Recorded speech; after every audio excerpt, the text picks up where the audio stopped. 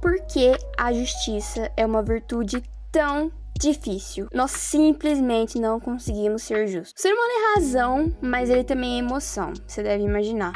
E o que acontece quando essa razão e essa emoção são corrompidas? Nós somos injustos, é a realidade. Não é por mal, mas como que eu vou tratar com a mesma intensidade crítica o autor que eu gosto e que eu acho que é super relevante e o outro que eu considero um completo idiota? Ou como que humildemente eu vou ser capaz de dizer que eu estou errado diante de toda uma trajetória de argumentos e comportamentos já construídos? Isso pode parecer alguns exemplos dentro da universidade, mas a gente pode expandir um pouco. A justiça dói. E ela dói porque ela chega pra todo mundo, inclusive pra mim e pra você. Ser justo muitas vezes é apanhar dos dois lados, inclusive dos seus aliados, e eu falo por experiência própria. E eu tô falando de justiça de verdade, tá? Quando na República Sócrates tá discutindo com Glauco sobre se vale a pena ser justo e bom, Glauco vai argumentar que o que importa não é ser justo ou bom, mas parecer justo e bom. Mas parecer não é ser. E parecer não é verdade. É mentira.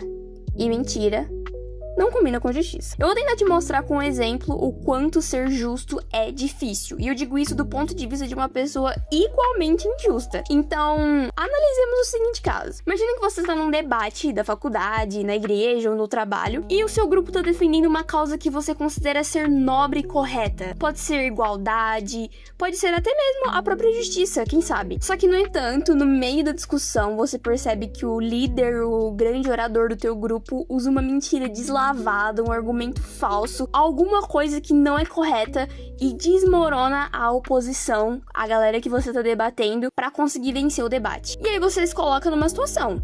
Se você desmentir o seu aliado publicamente em nome da verdade, seu grupo perde. Já era. E você passa a ser visto como um traidor pelos seus amigos. Só que assim, se você ficar calado, seu grupo vai vencer, mas em cima de uma injustiça. Ser justo nesse caso significa apanhar dos seus próprios aliados para defender o que é certo. O que eu quero dizer aqui não é que é fácil ser justo. Apesar de às vezes parecer óbvia, a conduta mais justa pode nos custar tanto que a gente se pergunta se vale a pena realmente seguir em frente. E isso, de certa forma, é natural. A teologia cristã vai tentar explicar isso da seguinte forma: o homem foi criado de maneira perfeita por Deus.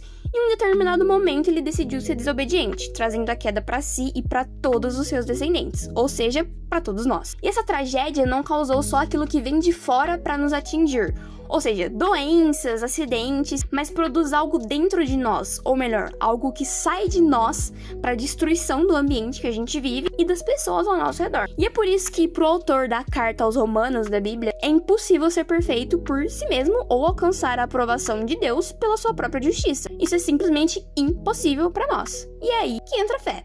Esse mesmo autor, que aliás é o apóstolo Paulo, pouco conhecido, reafirma que o justo viverá pela fé. A fé de que não somos nós, pela nossa força humana, que alcançamos a plena justiça, mas sim a ação ativa do próprio Deus em nós. Pode parecer confuso, mas pensa comigo. Você já deve ter percebido que ao redor do mundo, quase todas as religiões pregam justamente a justiça, o bem e o amor ao próximo. Quantas não foram as vezes em que as pessoas tinham tudo para fazer o errado, sem chance de risco ou prejuízo, sem chance de ser pego no pulo? Mas, de repente, a crença delas, a religião, enfim, funcionou como um freio moral. No islamismo, por exemplo, o conceito de justiça é tão central que o Alcorão ordena que você defenda a justiça mesmo que seja contra você mesmo ou contra os seus parentes. No budismo, a lei do karma ensina que cada ato de injustiça gera um eco cósmico que atrasa sua própria evolução espiritual. Tenta pensar numa balança para visualizar isso melhor.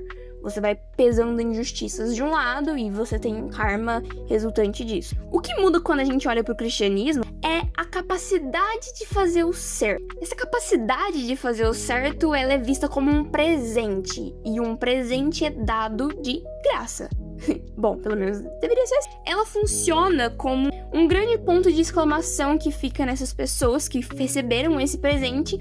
E esse ponto, ele grita dizendo: Deus está agindo por meio de mim. Não porque eu seja grande coisa, mas porque, acima de tudo, Ele É interessante discutir esse tipo de assunto, porque nos tempos que a gente vive em redes sociais, onde muitas vezes a aparência é o que importa mais, os likes, etc. E eu vou ser bem sincera pra vocês no encerramento desse vídeo. O objetivo dele é, antes de tudo, fazer você refletir sobre essa virtude tão difícil de ser executada, que é a justiça. O que você vai fazer com isso? Eu não sei. Mas eu espero que é tentar ser mais justo. Mudando não completamente de assunto, mas um pouquinho, eu queria compartilhar uma impressão, um questionamento ou até mesmo um preconceito, chame como você quiser. Eu tenho a nítida impressão de que existem níveis de poder e ou riqueza no mundo que são simplesmente intransponíveis se você quiser manter uma conduta 100% correta. Parece que alguns patamares de governança global ou os cargos mais elevados nas grandes corporações são reservados para quem está disposto a negociar seus valores e virtudes. Não só nesse mundo dos negócios ou do Estado, mas, como eu disse, pense nas redes sociais, pense nos grandes influencers. Se isso é proposital ou estrutural, não vamos entrar no mérito agora. Mas o fato é que esse negócio, essa negociação, não me parece nada vantajosa para a justiça. Me conta nos comentários o que você acha dessa minha hipótese. Pode discordar, pode concordar. Eu realmente quero ouvir vocês. É isso, fiquem com Deus e falou!